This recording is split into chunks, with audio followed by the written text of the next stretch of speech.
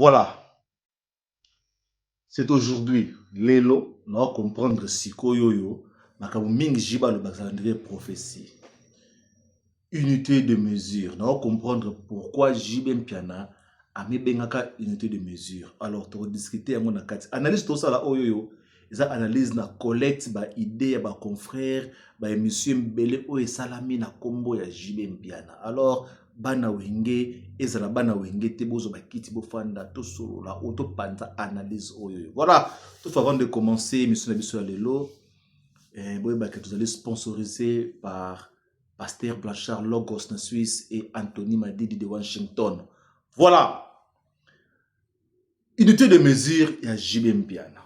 JBM Piana depuis atia date na ye to moni ba émission et salami ya chaque jour na kombo ya JBM Piana.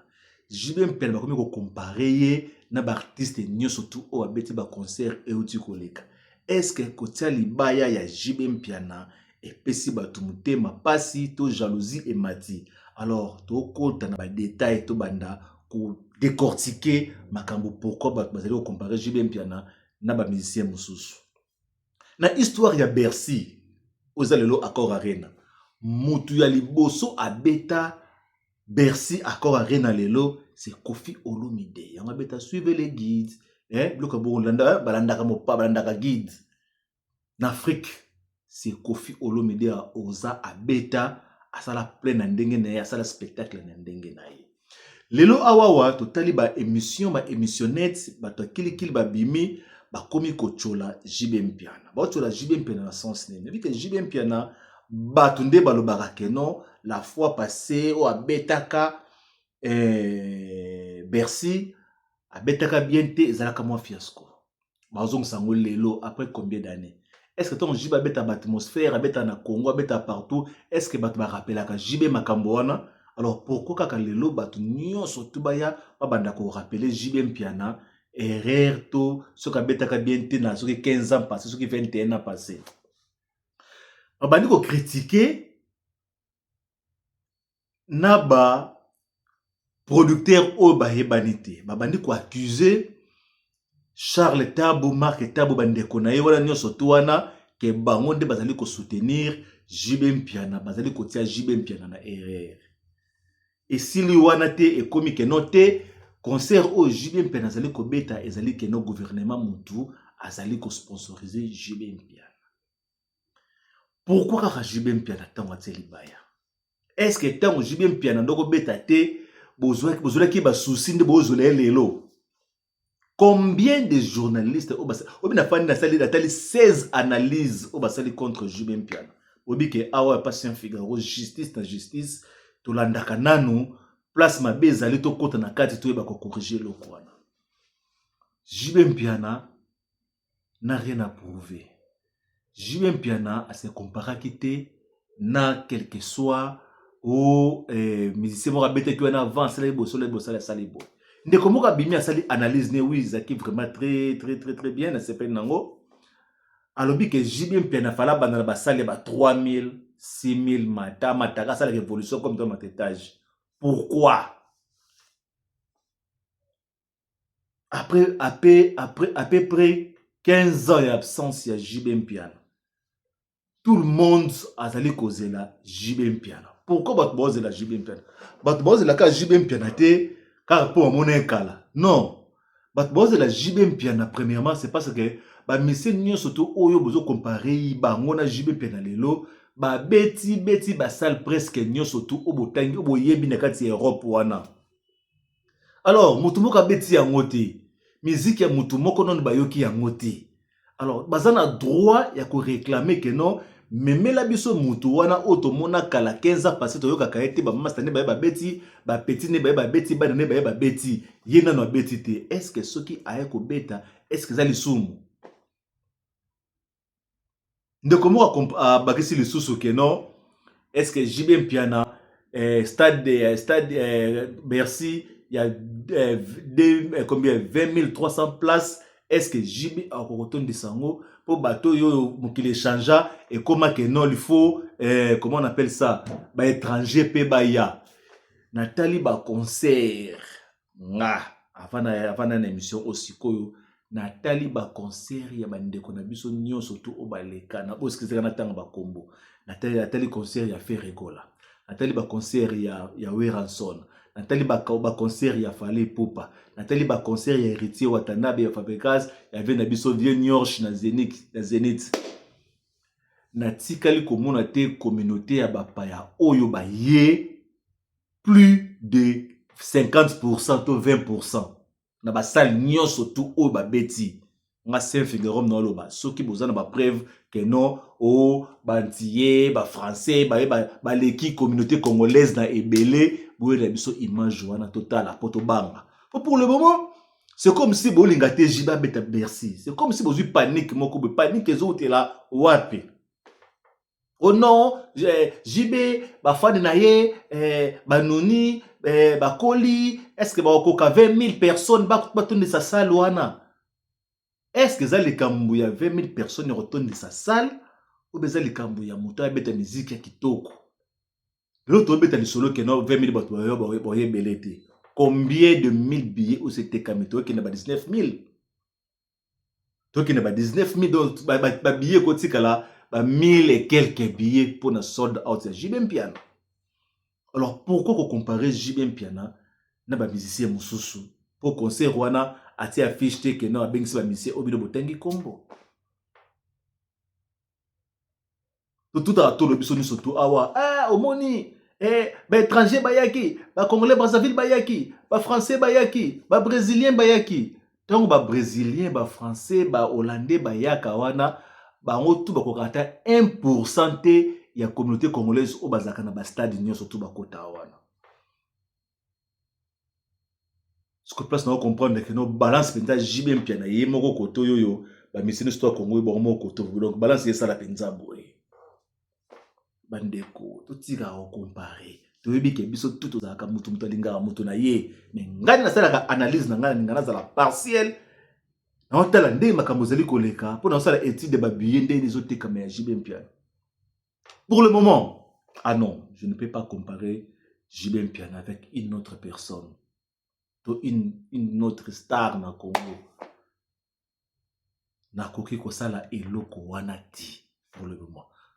JB a sponsorisé na Masai Production, JB a sponsorisé na Charles Tabou, tout na Marc Tabou. JB a sponsorisé na gouvernement ezali affaire ya Congo un de musiciens congolais à kobeta na Bercy na Cor Arena pour passer chance. Tout le monde a beta qui rande zala quitté, mitungisi zala quitté, mais pourquoi papa chéri, c'est presque tout le monde ya télémélé lié. Mutupamba ya batu 15 ans na ya beta na Europe té. Batu baswa na kate ba émission salamaka modèle OT. Comme ote omonite we rabandaki na Grande Paris après boye akake boye. Oh, est-ce que JB Piana n'a pas zonge la musique na poto? Il faut alanda step alanda makolo ya baninga mususu risque au producteur azui pour nous rebetisa JB Piana. Et ça risque il y a deux fois 15 ans. Obetsa mutu o abeti te ata na bar na poto. Faut qu'on dise courage wana premièrement. Il faut qu'on dise courage wana premièrement pour na bisibino et ça deux fois te. Bandeko eloko analyse na elaki ya bien au sala yango wana. On elaki bien au sala yango wana. Pour le moment carré zali. Carré. C'est un Figaro koti te promotion basalaka soki muta approcher yo orchestre ne approcher yo au sala promotion na bango promotion biso to liaka ba journaliste tout ba chroniqueur tout to liaka na area promotion c'est notre temps ya kolia na no peut to lia tende to lia na makamba JB Piana ya on photo télé pe libaya Roger ML Christian BCBG, Christian Genda, bon chic, bon genre. Le master n'a tongo ya parler. Voilà. Vous comprenez pourquoi dans le lobby unité de mesure.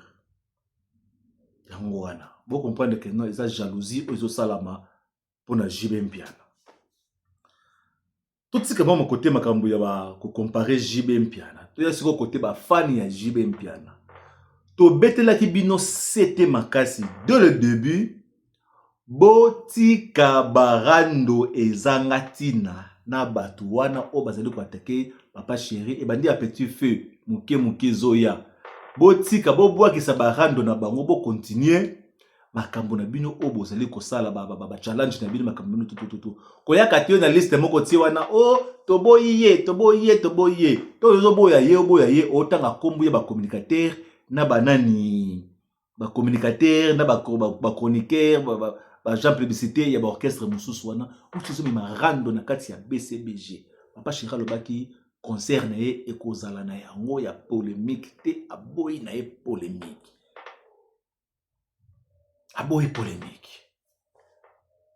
et ça l'a très bien comme on a un leader lokola JB Mpiana zongi affaire ya ba billet to zongi la koto na lobaki yango lobi na tindaki message tout droit na email na Christian Genda na bifo président bozwinga na promotion bozope maloba nga bokomi sur pas président JB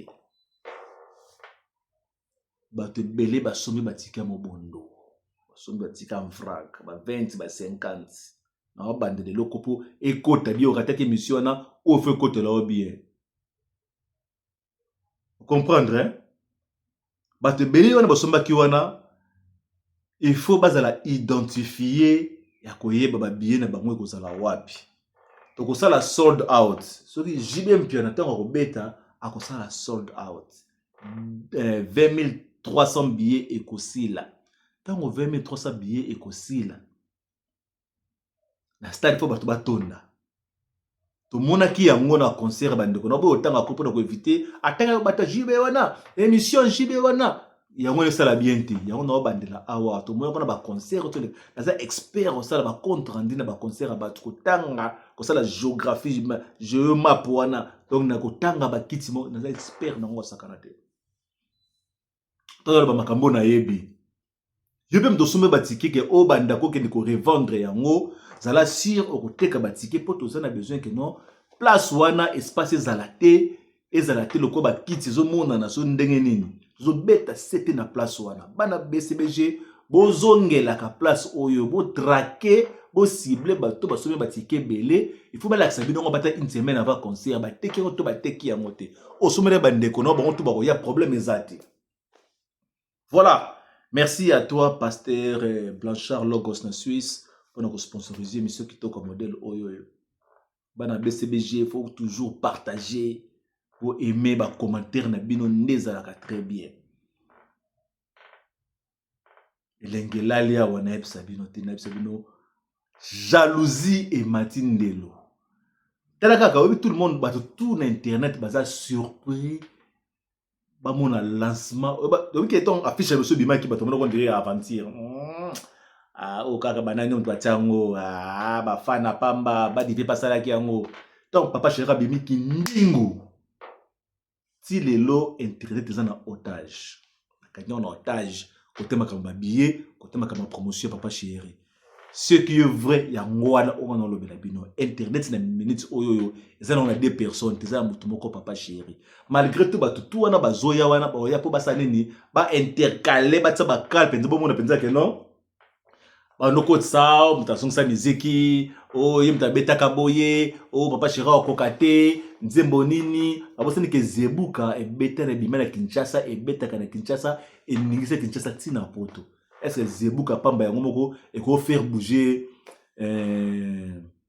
accord arena te zebuka ya pamba atika bad de match la zebuka mama voilà. Je crois au début, pour comprendre pourquoi, et c'est là qu'il y a une unité de mesure. Les chroniqueurs, les communicateurs, les comiques égalés JB Mpiana, les musiciens, les JB Mpiana. JB Mpiana qui est pamba. JB Mpiana beta ba concert, pour PC combo ou beta na Congo Arena, ce qui est ndenge.